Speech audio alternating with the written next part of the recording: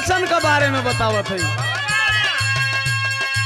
धन दौलत को मोह माया जो बताते हैं।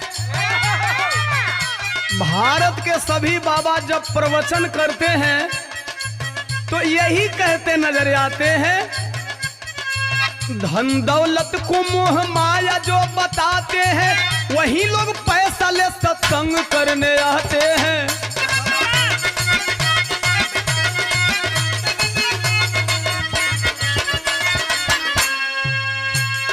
वही प्रवचनवा में वो और बात कही है, हाथ का मैल रुपया पैसा है सुनाते हैं, बिना पैसा लिए ना पैर भी छुआते